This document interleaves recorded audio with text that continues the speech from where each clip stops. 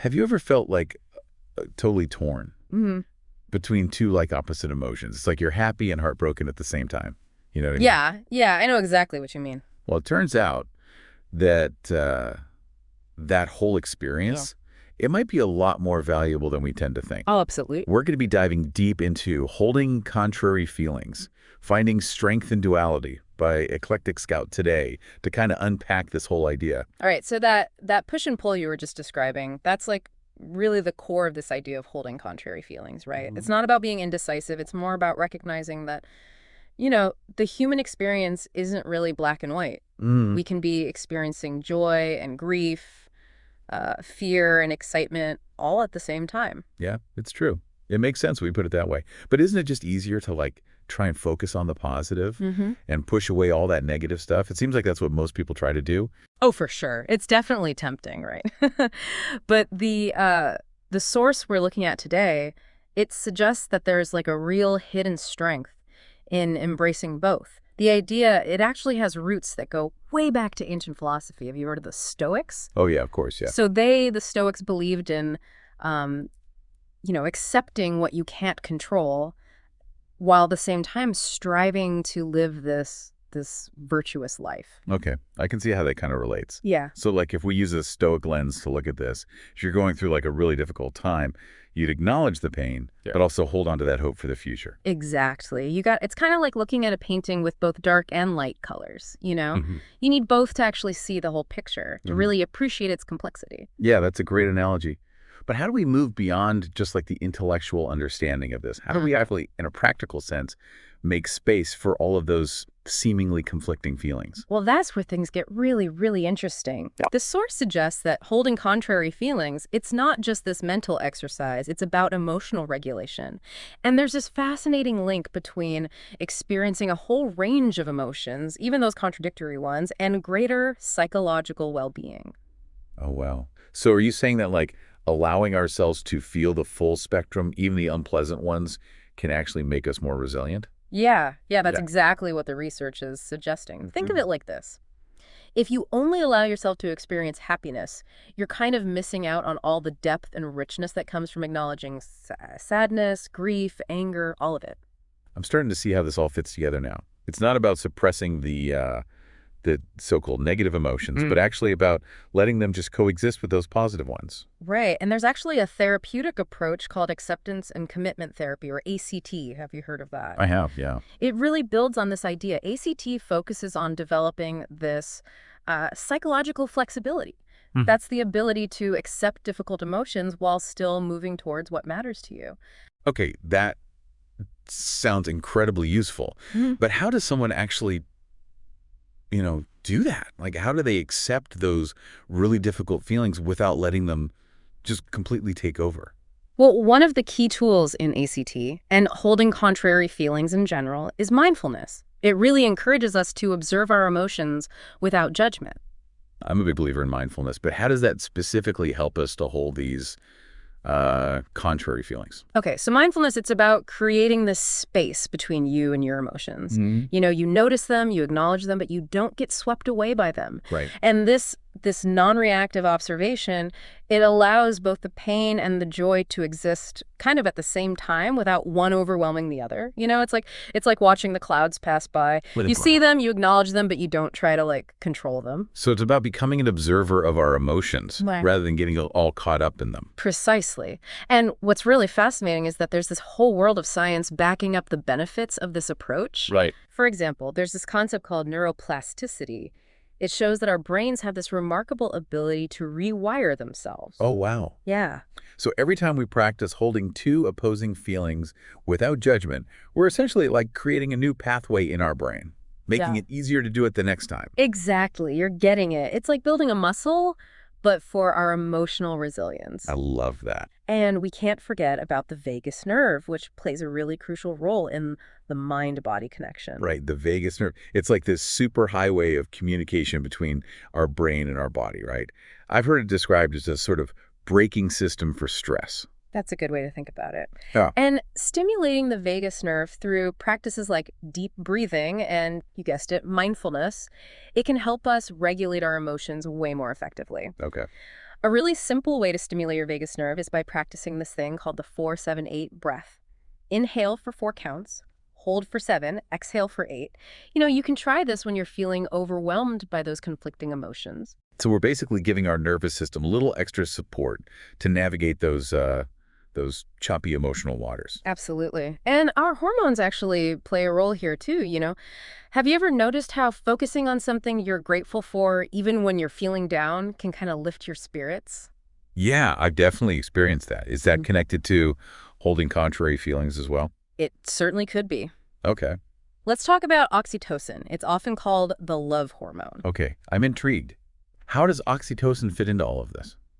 Well, oxytocin is often associated with bonding and feelings of love and connection. Mm, But what's really fascinating is that it can also help buffer the effects of stress and pain. mm. So even when you're experiencing sadness, consciously focusing on a happy memory, maybe with loved ones, could actually trigger that oxytocin release, making it easier to hold on to that joy alongside the sadness. Oh, wow.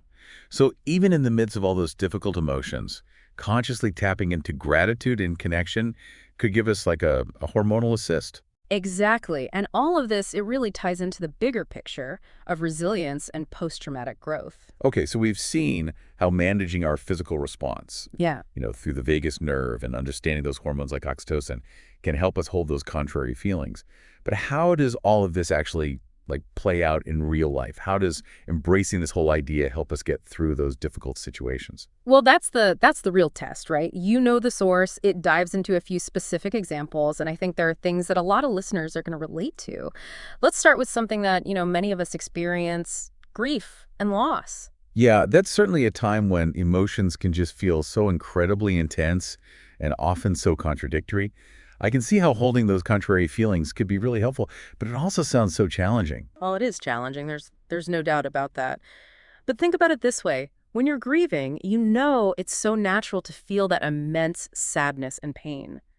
But you might also have those moments of joy when you remember a funny story about the person that you lost, or feel gratitude for the time that you had together. So it's about allowing yourself to experience both the grief and the love, the sadness and the gratitude, Yeah. without one kind of canceling the other out. Exactly. It's not about denying the pain or rushing through the grieving process, right? It's about acknowledging all of the emotions that grief brings and understanding that healing, it's not linear. One practical tip the source gives is to schedule time to look through photo albums or to share those funny stories about the person you lost.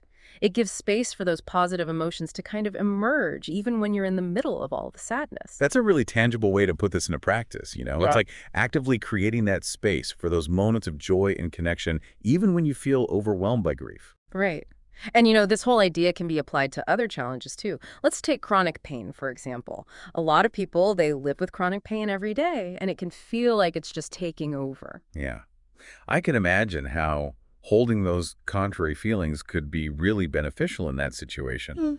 But how does that actually work, like practically? If you're in constant pain, how can you possibly focus on anything positive? It's not about ignoring the pain or pretending that it's not there. It's about acknowledging that the pain is real while still finding ways to experience those positive emotions and do the things that you enjoy. It's about recognizing that pain doesn't have to be your whole world. So it's about finding that balance, right? Yeah.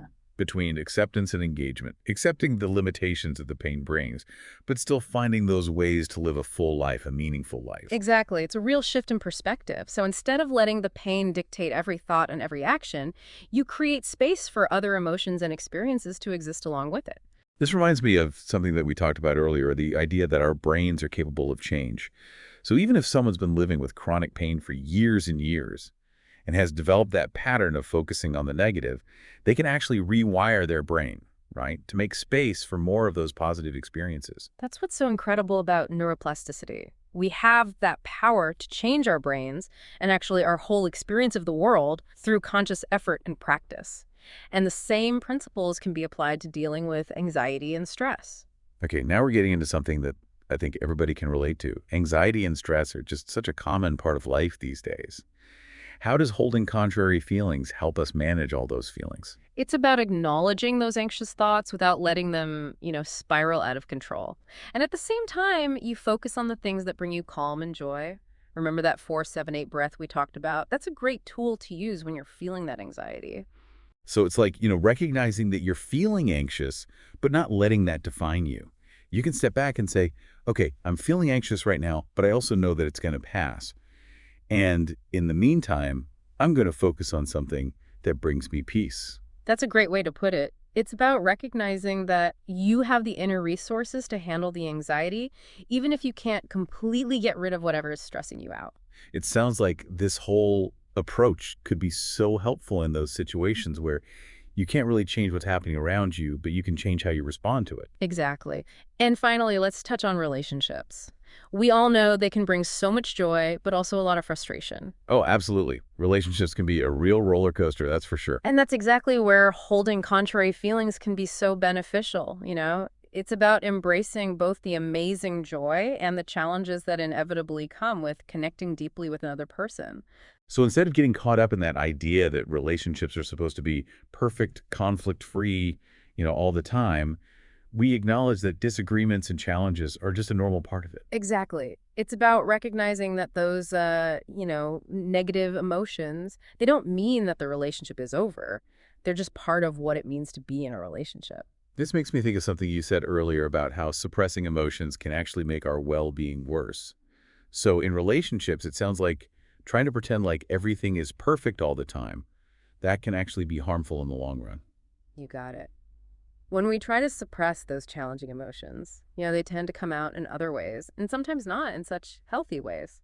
But when we allow ourselves to experience the full range, both positive and negative, then we create space for more authentic connection and understanding. It's about embracing that complexity of human emotion, both within ourselves and in our relationships with others. It's like realizing that those moments of conflict or frustration, they can actually be opportunities for growth and deeper understanding. You've got it. Holding contrary feelings, it's not about denying or suppressing any part of ourselves. It's about acknowledging all of it, the full spectrum of the human experience, and finding that strength to navigate all the complexities with grace and resilience.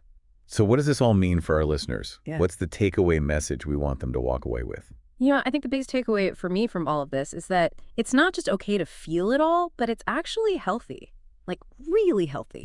Yeah, absolutely. Like instead of getting stuck in that idea that we always have to be striving for happiness, we can actually embrace all the messiness and complexity of how we feel. I think that's such a good point. We live in this culture that's constantly pushing toxic positivity, like we're supposed to be happy all the time. But let's be real. Life just has all these ups and downs, and trying to deny the hard stuff, well, it only makes it stronger. It's like we're finally giving ourselves permission to just be fully human, with all the messy, contradictory emotions, the whole package. Right. And the source we've been looking at, it really points to this idea that when we accept all that, we actually become more resilient. And we even appreciate the good times so much more.